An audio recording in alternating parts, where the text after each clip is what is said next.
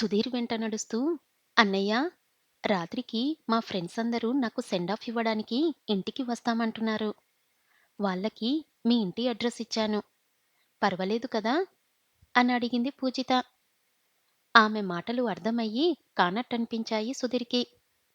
కనుబొమ్మలు ముడిచి, పర్లేదు. కానీ సెండ్ ఆఫ్ ఇవ్వడానికైతే రైల్వే స్టేషన్‌కు రావచ్చుగా? రాత్రి మనం బయలుదేరే ముందంటే ఇల్లంతా కొంచెం గందరగోళంగా ఉంటుందేమో కదా? అన్నాడు. Ganga, Kaveri train late night కదా రైల్వే స్టేషన్‌కి రాలేరంట. ఇంటి దగ్గరైతే అందరూ వస్తామన్నారు. కలిసి కొంచెం సేపు మాట్లాడుకోవచ్చని అంది పూజిత. ఆమె మాటలకి ఆశ్చర్యపోతూ, మాట్లాడుకోడానికా? ఏ? టూర్ నుంచి వచ్చిన తర్వాత మాట్లాడుకోకూడదా? ప్రయాణమయ్యే ముందు తాపీగా మాటలేంటి? అని అడిగాడు సుధీర్. మాకు రేపట్నుంచి ఫైనల్ ఎగ్జామ్స్. మనం టూర్ నుంచి వచ్చేసరికి 10 రోజులు పడుతుంది. అప్పటికి ఎగ్జామ్స్ అయిపోతాయి. ఇది ఫైనల్ ఇయర్. పరీక్షలైపోతే ఇక రోజూ ఇలా కలుసుకోం కదా! అని చెప్పింది పూజిత. నమ్మలేనట్టు షాకై నిల్చుండిపోయాడు సుధీర్. కళ్ళు పెద్దవి చేసి ఆమె వంక వింతగా చూస్తూ, ఫైనల్ ఇయర్ ఎగ్జామ్స్ పెట్టుకొని కాశీకి వస్తున్నావా? మరి ఈ ఎగ్జామ్స్ రాయకపోతే ఇయర్ మొత్తం వేస్ట్ అయిపోదూ? అని ఆశ్చర్యంగా అడిగాడు. వేస్టే మరి. నాన్నని చాలా చాలా రిక్వెస్ట్ చేశాను. ఒప్పుకోలేదు. మీ ఫ్యామిలీ మా ఫ్యామిలీ. 20 ఏండ్ల తర్వాత కలిసాం కదా! మీ నాన్న మొదటిసారి ఫోన్ చేసినప్పుడే అందరం కలిసి కాశీకి వెళ్తే బాగుంటుందని మా నాన్నతో అన్నారు. పెదనాన్న ఏం చెప్పినా మీ ఇష్టం, మీ ఇష్టం అనేశారు నాన్న. నా పరీక్షలు ఇప్పుడు ఉండొచ్చని చెప్పినా వినలేదు. ఈ సంవత్సరం కాకపోతే వచ్చే సంవత్సరం రాద్దువులే. మీ అమ్మ చనిపోయినప్పుడు విడిపోయాం. అపార్థాలన్నీ తొలగి ఇప్పటికి కలిసాం. నువ్వింకేం మాట్లాడకు అని మందలించారు నాన్న అంటూ నిరుత్సాహంగా చెప్పింది పూజిత. పూజిత చెప్పింది వింటూనే సుధీర్ బుర్రలో ఏవేవో ఆలోచనలు గిరగిరా గిరగిరాలు తిరుగుతున్నాయి. మనోజ్ పెళ్లి కోసం, తన ఆర్ట్స్ గ్యాలరీ కోసం కాశీ ప్రయాణాన్ని ఎలా తప్పించుకోవాలా అని ఆలోచిస్తున్న సుధీర్‌కి దారి దొరికినట్టనిపించింది. సుధీర్‌కి తెలుసు, అతని తండ్రి భాస్కర్‌రావు చదువుకి, పరీక్షలకి ఎంత విలువిస్తాడో. అంతే. సుధీర్ పెదవులపై సన్నని నవ్వు కదలాడింది. ఆ నవ్వు పక్కవాడి అవసరాన్ని మన అవసరానికి వాడుకున్నప్పుడు వచ్చే ఒక విచిత్రమైన నవ్వు. పరీక్షలు రాయలేకపోతున్నందుకు తాను బాధపడుతుంటే పిచ్చివాడిలా నవ్వుతున్నాడేంటి? అనుకుంటూ చిత్రంగా సుధీర్ వంక చూసింది పూజిత. ఒక్క దెబ్బకి 3 పిట్టలు. ఈ వంకతో టూర్‌కి వెళ్ళకుండా ఆగిపోయి ఫ్రెండ్స్ అందరితో 10 రోజులు జాలీగా గడిపెయ్యవచ్చు. మనోజ్ పెళ్లితో పాటు నా ఆర్ట్స్ గ్యాలరీ పని కూడా చూసుకోవచ్చు అని ఊహించుకుంటూ గాలిలో తేలిపోయాడు సుధీర్. పూజిత చూపుల్ని పట్టించుకోకుండా బైక్ స్టార్ట్ చేసి, ఎక్కు అన్నాడు. బైక్ ఎక్కి కూర్చొని సుధీర్ వంక చిత్ర విచిత్రంగా చూస్తూనే ఉంది పూజిత. ఉత్సాహంగా బండిని ముందుకి దూకించాడు సుధీర్. Kalaniketan shopping mall. ఆ షాపింగ్ మాల్ మొత్తాన్ని మంచులో ముంచి తీసినట్టు చల్లగా ఉంది. ఆగకుండా పనిచేస్తున్న ఏసీ వల్ల మిట్ట మధ్యాహ్నం వేళల్లోనూ లోపలంతా చల్లగాలి పరుచుకొని ఉంది. దూరంగా జెంట్స్ కలెక్షన్‌లో బట్టల గుట్ట ముందు నిలబడి ఉన్న మనోజ్ కనిపించగానే, హాయ్ మనోజ్ అని పిలుస్తూ వేగంగా అతని వైపు అడుగులేసింది ఆత్రిజ. ఆత్రిజని చూడగానే ఆశ్చర్యపోతూ, హాయ్ అని బదులు పలకరించాడు మనోజ్. ఆమె వెనుకాగా చూస్తూ, అంకుల్ రాలేదా? అని సందేహంగా అడిగాడు. ఉహుం. మన పెళ్లి పనుల్లో డాడీ చాలా బిజీగా ఉన్నారు. నేను నీకోసం ఫోన్ చేస్తే నువ్వు ఇక్కడ ఉన్నావని మీ వదిన చెప్పింది. నీ సెలక్షన్స్ ఎలా ఉంటాయో చూద్దామని వచ్చాను అని నవ్వుతూ అంది ఆత్రిజ. ఆమె అలా అనేసరికి తాను వచ్చి అర్ధగంటైనా ఇంకా ఏమీ సెలెక్ట్ చెయ్యలేదని చెప్పడానికి సిగ్గుపడ్డాడు మనోజ్. దానిని కవర్ చేసుకోవడానికి నా సెలక్షన్ చూడ్డం కాదు కానీ, నీ సెలక్షన్ ఎలా ఉంటుందో నేను చూస్తానిప్పుడు అంటూ గుట్టుగా ఉన్న బట్టల వంక కళ్ళతో చూపించాడు. యూ క్రేజీ అంటూ బట్టల వైపు చూసింది ఆత్రిజ. ఆల్రెడీ వెడ్డింగ్ వేర్ వాళ్ళు తీసుకుంటున్నారు. జస్ట్ డైలీ వేర్ కోసం ఇటు వచ్చాను అన్నాడు మనోజ్. అతని మాటకి తలని చిన్నగా ఆడిస్తూ అక్కడ ఉన్న జీన్స్ ప్యాంట్లని, షర్ట్లని కళ్ళతోనే పైపైన గమనించి చూసి అవేవీ నచ్చనట్టుగా తలని ర్యాక్స్ వైపు తిప్పింది ఆత్రిజ. వాటిల్లో ఆమెకి నచ్చిన కలర్ కనిపించగానే సేల్స్ బాయ్‌కి వేలితో ఆ ర్యాక్ వంక చూపించిందామె. ఆమెని చూస్తున్న మనోజ్ ఆ డ్రెస్ కలర్ ఏంటా అని ఆసక్తిగా అటు చూశాడు. అంతే. అతని కనుబొమ్మలు ముడిపడ్డాయి.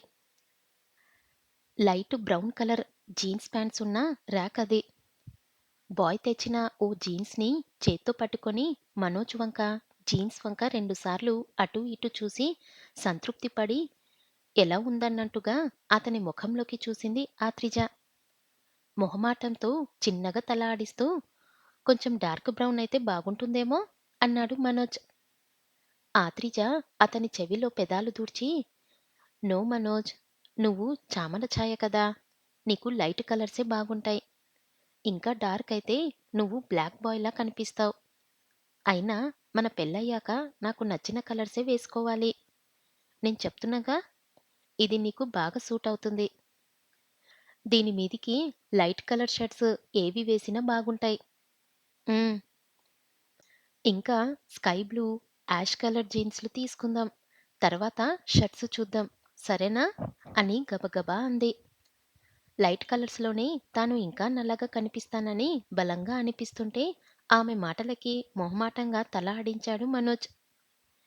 బిడియ పడుతూ దూరం దూరంగా ఉంటున్న మనోజ్‌కి దగ్గరగా వచ్చి అతని చేతిని చనువుగా పట్టుకుంది ఆత్రిజ. సుధీర్ చెప్పింది వినగానే కాశీకి రావా? అని భూమి కంపించేంత గట్టిగా అరిచాడు సుధీర్ తండ్రి భాస్కర్రావు. ఆయన కేకకి ఉలిక్కిపడింది పూజిత. తన తండ్రితో పరీక్షలని చెప్పినా ఆయన వాటికంటే కాశీ ప్రయాణికే ఎందుకు ఇంపార్టెన్స్ ఇచ్చారో ఇప్పుడు అర్థమైందామెకి. భాస్కర్రావు కేకకి వంటగదిలో నుంచి వచ్చిన భవానీ కొడుకు వంక, భర్త వంక చూసింది. తన పరీక్షల గురించి అందరి మధ్యలో దోషిలా నిలబడ్డ సుధీర్‌ని జాలిగా చూసింది పూజిత. అప్పుడే సుధీర్ కూడా పూజిత వంక బేలగా చూశాడు. ఊహ తెలిసిన ఇన్నేళ్లలో నాన్న ఏ రోజు నన్ను కనీసం గసరను కూడా గసరలేదు. పాపం సుధీర్ అన్నయ్యని వాళ్ళ డాడీ ఇంతలా కోప్పడుతున్నాడేంటి? అయినా నా ఎగ్జామ్స్ కోసమే కదా సుధీర్ అన్నయ్య తిట్లు తింటున్నాడు అనుకుంది పూజిత. అలా అనుకోగానే సుధీర్‌కి హెల్ప్ చేయాలనిపించిందామెకి. వెంటనే భాస్కర్‌రావు వంక చూసింది.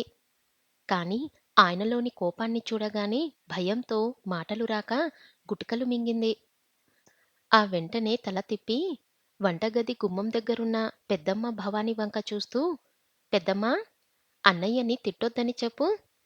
సుధీర్ అన్నయ్య కాశీకి రానంటున్నది నా పరీక్షలకి నాకు తోడుగా ఉండడం కోసమే కదా. ఈ టూర్‌కి టికెట్స్ బుక్స్ చేసేటప్పటికి మా ఎగ్జామ్స్ టైమ్ టేబుల్ ఇంకా రాలేదు. పరీక్ష డేట్స్ తీయగానే నేను కాశీకి రానని నాన్నతో చెప్పాను.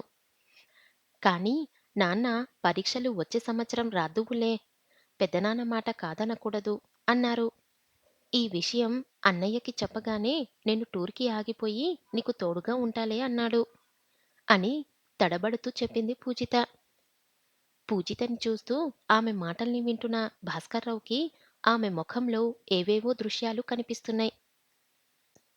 హిప్నోటైజ్ చెయ్యపడ్డవాడిలా శాంతిస్తూ సుధీర్ వంక చూసి, ఏంట్రా, నిజంగా పూజిత పరీక్షల గురించేనా నువ్వు ఆగుతానన్నది?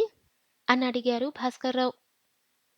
అవును డాడీ, చెల్లై పరీక్షలకి తోడుగా ఉందామని అని చెబుతూ తండ్రి కళ్ళల్లోకి చూసి చెప్పడం ఆపేశాడు సుధీర్. పూజితని చూసి నేర్చుకోరా. పరీక్షలు రాయకపోతే ఒక్క సంవత్సరం వేస్ట్ అయిపోతుందని ఎంత బాధపడిపోతుందో. నువ్వున్నావు ఎందుకు? రేపు పరీక్ష అంటే ఈరోజు క్రికెట్ మ్యాచ్ అంటూ రాష్ట్రాలు తిరిగొచ్చావు. ఇంజినీరింగ్ పూర్తి చేసి రెండేండ్లయింది. ఉద్యోగం సద్యోగం లేకుండా బలాదూర్ తిరుగుతున్నావు. అదేమంటే పిచ్చి పిచ్చి బొమ్మలేసుకొని గ్యాలరీలంటూ తిరుగుతావు. అంటూ కొడుకు మీద మళ్ళీ అరిచాడు భాస్కర్రావు. నిలబెట్టిన తలకాయని తోటకూర కాడలా వాల్చేసుకున్నాడు సుధీర్. మ్యాటర్ ఎటు తిరిగి ఎటొచ్చినా పెదనాన్న లక్ష్యం అన్నయ్యని తిట్టడమేనేమో అని మనసులో అనుకుంది పూజిత. 2 రోజులు రైలు ప్రయాణంలో తినడానికని చిరుతిళ్ళేవో చేస్తున్న భవాని ఇది రోజూ ఉండే భాగవతమేగా అన్నట్టు భర్త కేకల్ని పట్టించుకోకుండా మళ్ళీ వంటగదిలోకి వెళ్ళిపోయింది. సరేలే, మీ ఇద్దరి టికెట్సు క్యాన్సల్ చేయిస్తాను. దగ్గరుండి పూజిత చేత పరీక్షలు బాగా రాయించు. అర్థమైందా? అని సుధీర్‌తో చెప్పి పూజిత దగ్గరికి వచ్చాడు భాస్కర్‌రావు. నీకు పరీక్షలున్నాయని చెప్పడానికి నా దగ్గర భయం ఎందుకమ్మా? ఇన్నాళ్ళు ఏదో కోపంలో మీకు దూరంగా ఉన్నాం.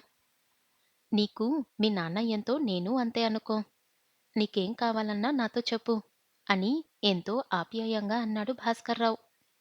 అలాగేనన్నట్టు తల ఊపింది పూజిత.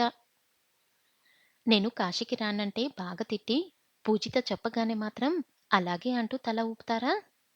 ఈ డాడీలకి పార్షియాలిటీ బాగా ఎక్కువ. ఒకే పని కొడుకు చేస్తే తిడతారు. కూతురు చేస్తే మెచ్చుకుంటారు. దేవుడా!